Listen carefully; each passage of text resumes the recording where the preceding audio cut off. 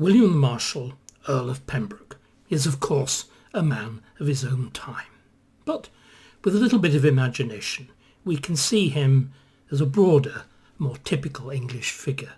Indeed, he's probably the first English statesman. But he begins very differently. He's a man of comparatively humble birth, and he starts off as a great sportsman. Again, very characteristically English type.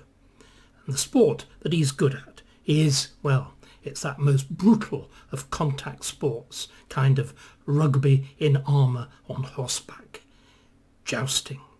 And the joust of the 13th century is much more brutal than the kind of joust that we think of as the late medieval, early modern, the kind of 2-to-1, which is a bit more prancing around on horses. The 13th century thing is real. It's the first cousin of warfare. And it brings huge rewards, because then, if you defeated somebody, and William the Marshal always defeats his opponents, you take their armour, you take their horse, you can sometimes even hold them to ransom. So his sporting prowess, again this is a bit modern, isn't it, really, makes him immensely rich. And he goes on, as rich people do, and tends to marry a rich wife, which makes him even richer. He then develops other tendencies. He's very much a man's man. He turns into an extraordinarily effective courtier. He cuts his way through the fraught politics of the Plantagenet court, being around figures like Henry II and King Richard and King John wasn't easy. And mostly he carefully balances his way through that. He once has a very, very bad quarrel with John, and he goes into exile in Ireland. There's even an attempt at charging him with treason, but he talks his peers out of that and is reconciled with John and becomes a leading loyalist. And very much steps aside when the great Magna Carta crisis breaks out. He won't actually break his loyalty to his king. Now, how do I know so much about him?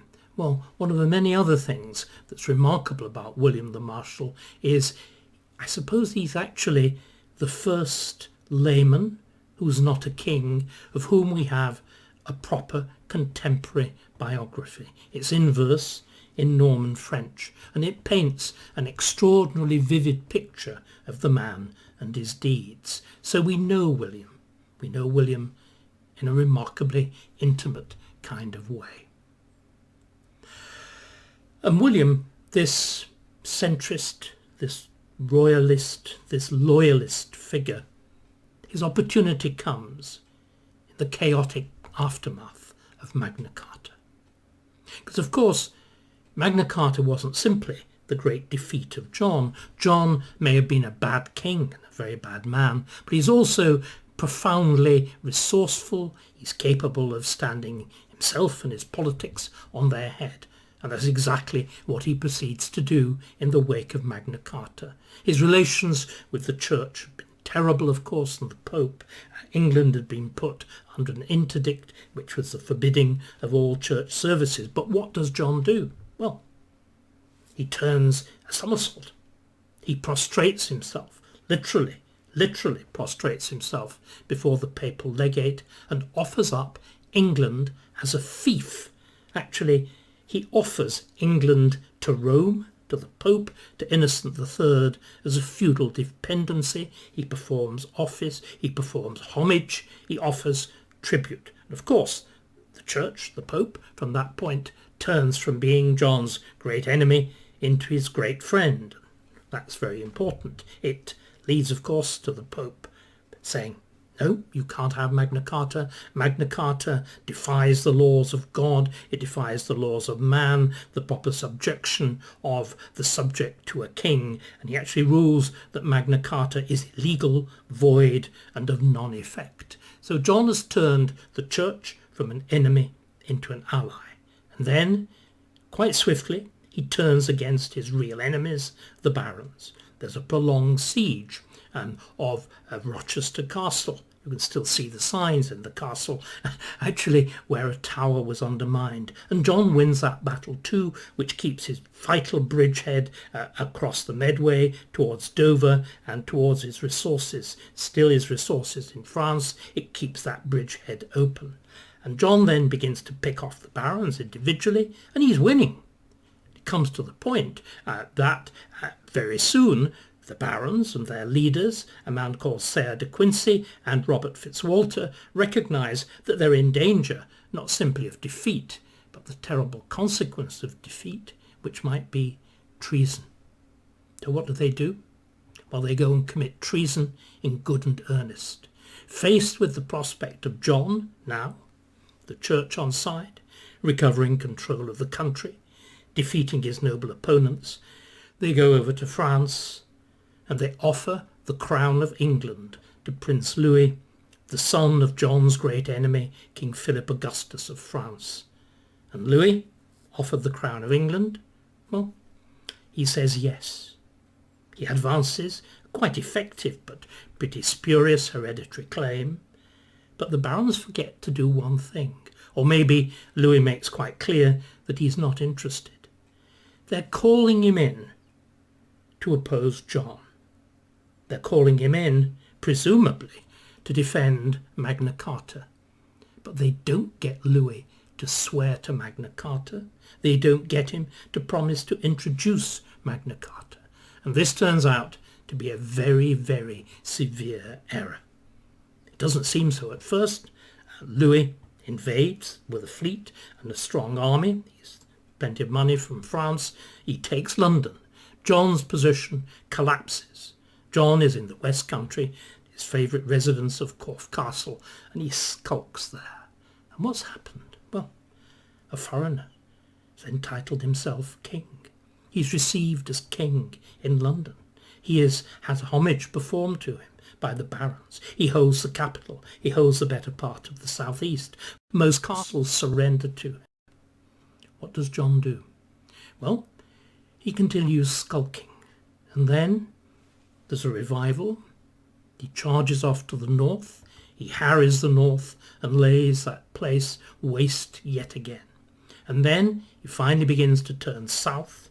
Of course, en route, there is the Wash, that great swampy area where you can see the kind of square cut out of the eastern side of England, above East Anglia and below Lincolnshire and Yorkshire.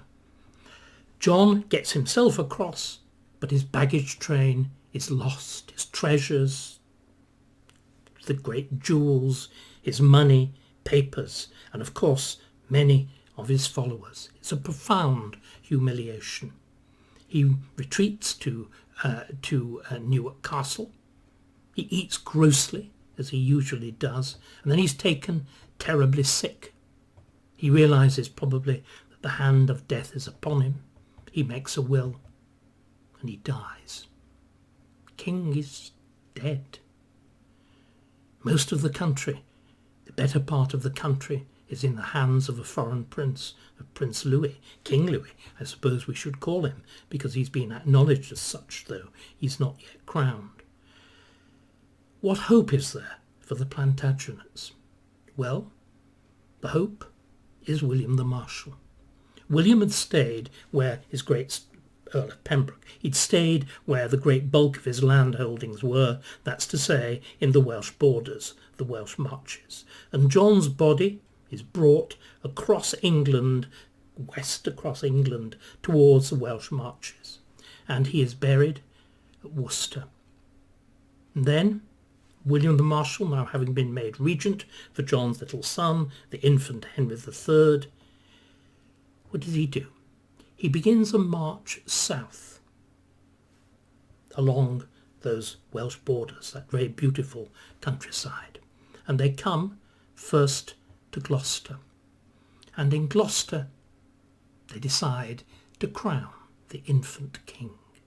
He's crowned, it's said, with his mother's bracelet acting as a crown. But it's a formal coronation. They don't, of course, have the robes. They don't, of course, have... They've been too big anyway.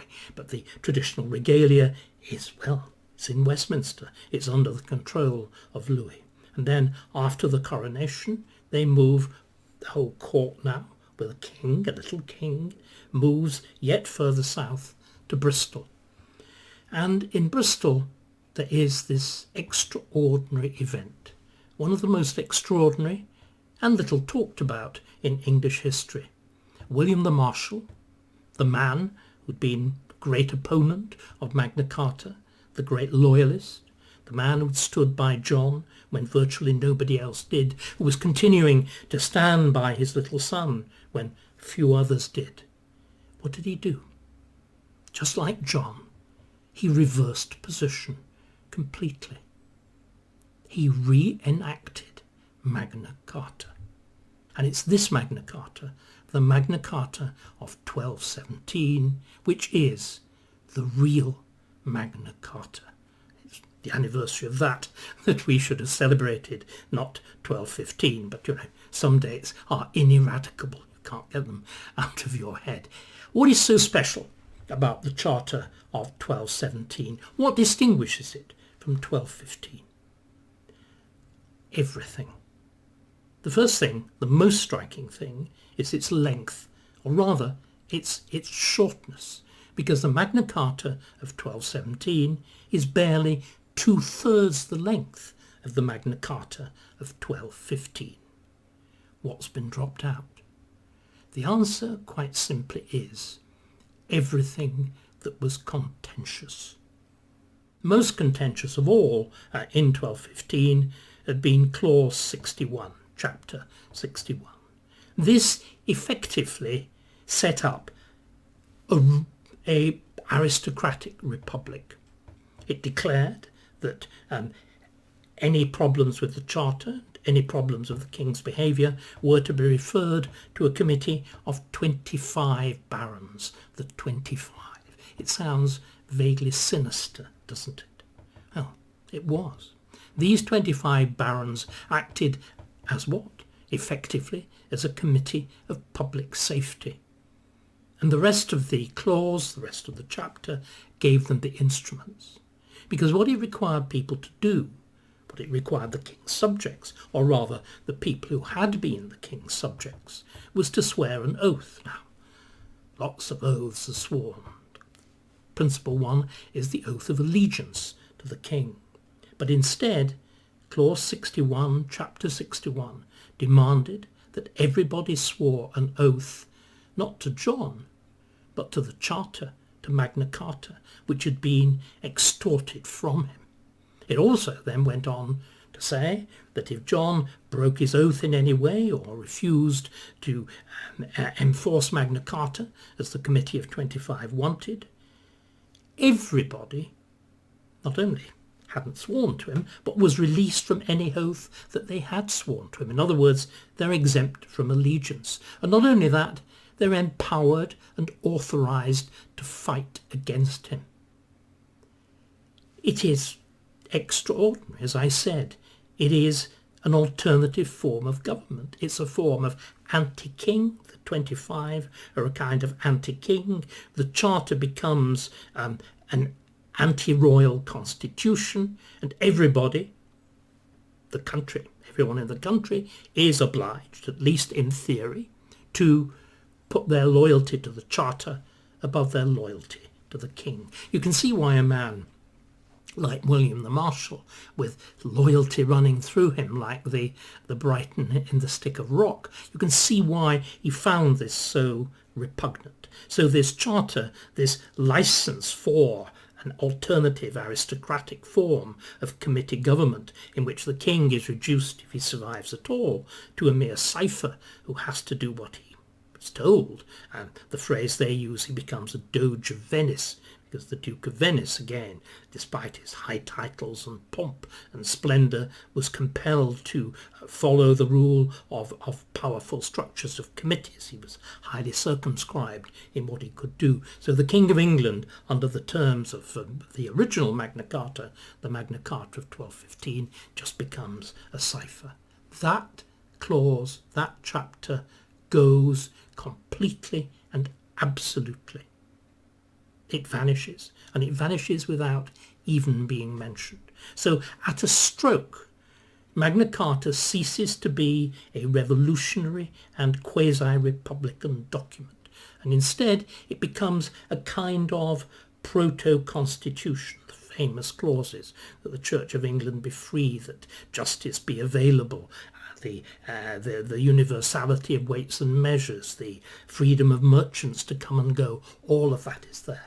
But then there's another really remarkable clause as well. It's the very last clause, virtually the last clause before the enacting clause of the new Magna Carta of 1217. And that takes the other dropped clauses that deal with awkward questions, things like debts to Jews, to the fact that there's another clause in Magna Carta that says all royal aids must be subject, in other words, taxation must be subject to some form of consent. All these very contentious things. Well, what do you do with them? What do you do with contentious things in today's clever, devious politics? Well, you can either say, no, I won't do it, or if it's a really awkward question, you set up a committee, don't you? Royal Commission, you kick it into touch. Well, that's exactly what William the Marshal did. There was a final clause which said the following items, and it goes and lists them, are too difficult for immediate legislation. What we will do is we will set up a committee to consider them at leisure. They're nicely kicked into touch. Now, some of them are dealt with quite quickly. The things that dealt with the laws of the forest and such like are the subject of another a big charter, the Charter of the so-called Forests. But most of them just quietly die. So we have this heavily edited, reduced in size, altered in emphasis charter that shifts from being this extreme document, this document of a party, this quasi-republican document. It shifts instead to being a bit like William the Marshal, centrist, a potential constitution, a potential royal constitution. But there is, of course, a little catch. A charter, great charter, can only be issued by the king. But the king, he's a little boy, an infant. He couldn't authorise it in his own person. So the charter has to be sealed, not by the king, he doesn't even have a seal at this point. It's going to be sealed by William the Marshal himself and by the papal emissary in England, Cardinal Guala. It's sealed by these two seals, people acting as regent, as it were, the secular regent and the Pope's representative, because of course in theory the Pope is England's overlord. So you get the two seals of Guala and the other seal of William the Marshal. That of course gives William the Marshal a very, very interestingly different political position, because as I mentioned before, the barons, De Quincey and Fitzwalter, hadn't actually got Louis's consent to the charter.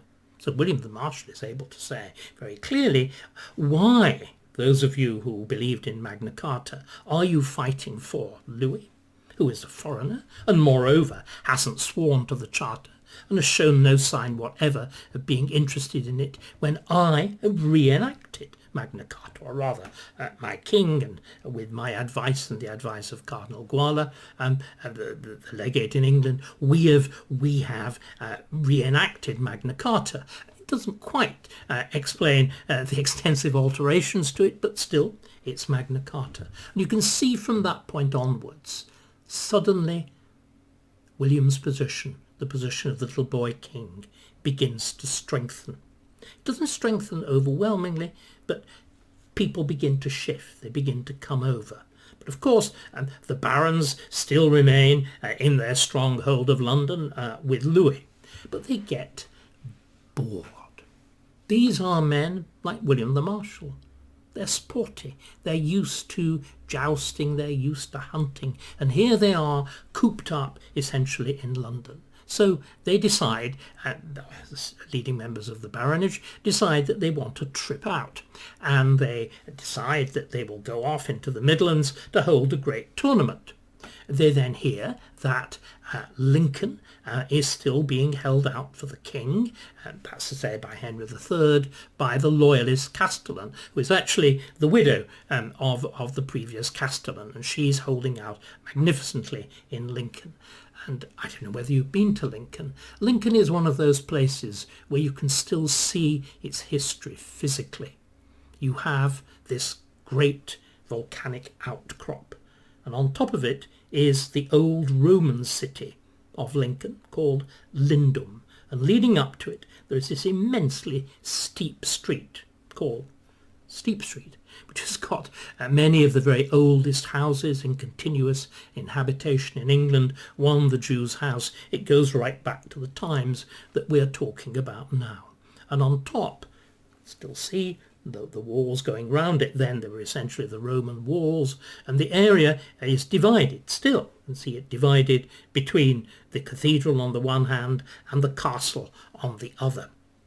The castle castle is to the west, and it goes up to the northern walls of the old Roman town, and there's the medieval town below on the plain. The barons lay siege. William the Marshal marches up from his West Country stronghold to do battle with them, but he is very able. He's got good spies. He discovers that the barons are going to do the typical thing. They're going to approach from the south, and they're going to try to get up Steep Street, and they're going to try and take the fortress by a straightforward assault. William discovers, there is a back entrance to the castle towards the west and the north. So instead of marching directly to confront the barons to the south, he marches up to the north and comes down. The gate is opened. William's troops enter. The barons try to enter through Steep Street, of course, fighting up against this very, very difficult terrain, this immensely steep street. And there is a pitched battle between the castle and the cathedral, and William the Marshal, remember, haven't mentioned it, his age, he is 70. This is an age when many of us sort of limp a little bit to have knee operations and use the occasional stick. This man is riding in the hugely heavy armour of the time with the great two-handed sword on horseback. He performs heroics. He actually kills his opponent at one point, who is the French commander, of course, who is his cousin. And in one sense, it's a tragic confrontation. But the French are defeated, and then they are chased down Steep Street, and it turns into a rout. The French and the English lords are defeated. With the Battle of Lincoln, England once more falls into Plantagenet hands. There's further struggle, there are naval battles off Faversham and all the rest of it. But finally, William the Marshal, as regent for Henry III, recovers England. It's done partly by battle. It's also done because William the Marshal is, as I said, he's a kind of diplomat. He's, in many ways, he's very, very much like the first great Churchill, like John Churchill, Duke of Marlborough, sporty, courtier, and man's man, but also a brilliant general, but also a brilliant diplomat. So Louis is finally got rid of, with a considerable bribe. But then what do you do with the barons? What do you do with Fitzwalter? What do you do with De Quincey? What do you do with the rest? The men who have done what? Committed overt treason, have betrayed their king, have brought in a foreigner as would-be king, have proclaimed allegiance to him, have held the king's capital against him. What do you do to them? The short answer is you do nothing. But you effectively pass an act. Don't do it in so many words, but effectively you've passed an act of that wonderful thing, indemnity and oblivion. You decide, well, the past is the past. And what that does, of course, very typical for William the Marshal's diplomacy, his centrism, his gentlemanliness, you lay the foundation of a new political consensus. But we haven't finished with this extraordinary, protracted story of Magna Carta, because there's a final stage to be gone through. As I've said, the Magna Carta, this crucial charter, the one that from this point onwards, when Magna Carta is reenacted, which it is repeatedly, it's not the Magna Carta of 1215 which is reenacted. It is William the Marshal's Magna Carta, the Magna Carta of 1217. But there was, as I've said, the problem with this Magna Carta. It doesn't have the direct evidence of the king's personal consent. It's sealed with the seal of the papal legate, Guala, and the seal of the king's regent, William the Marshal himself. And this raises a profound question. What is the boy king going to do when he ceases to be a boy, when he becomes an adult? Will he reenact the charter of 1217, in his own name, with his own clear consent? And this, I think, exercises the mind of the man who had actually been responsible for the original negotiations of Magna Carta, Stephen Langton, the Archbishop of Canterbury. Langton had been forced into exile in the chaotic years following Magna Carta, but he comes back to the country and he emerges, readmitted, as Archbishop of Canterbury, and he becomes one of the boy kings, the young man king, the teenage king's leading advisors at this point. William the Marshal dies in 1219, and as I said, the Archbishop Langton emerges as the crucial figure of those surrounding the king. And it seems to me that he makes it his mission to see that Magna Carta will be reenacted by an adult king. He even hastens the declaration of Henry III's majority, and in 1225 the opportunity presents itself. There's yet another attempt at recovering the king's lost lands in France, which have been lost to Philip Augustus, and to do that you need to raise money, an aid as it's called. And this aid takes the form of a grant not simply from the king's leading subjects, but from the goods, the actual, not the lands, but the movable goods of everybody in the country, paying something pretty proportionate. It's a kind of it's a kind of movable goods wealth tax, and pretty much everybody, to the humblest man and woman, humblest man, not woman rather, the humblest man, unless they're a widow, to the humblest man pays an amount, from tiny amounts to very considerable amounts. So everybody has paid an aid. Everybody has paid into this aid. But the aid is given on condition that the charter be reenacted. In other words, we have an hugely important precedent. This is the redress of grievance before you give the aid. The money is offered. The king then says, right, I will re-grant the charter in return for that money. And the charter is, once again, subtly different. The fact that it has been granted now, not simply to the king's leading feudal tenants, like the original Magna Carta or the reissue of 1217, but to everybody. It's stated that this now is for everybody. That's one extraordinarily important shift. The other is that it's reissued directly in the king's own name and sealed with his own seal, the seal that he has now got because he's been declared an adult, and it's sealed with the seal.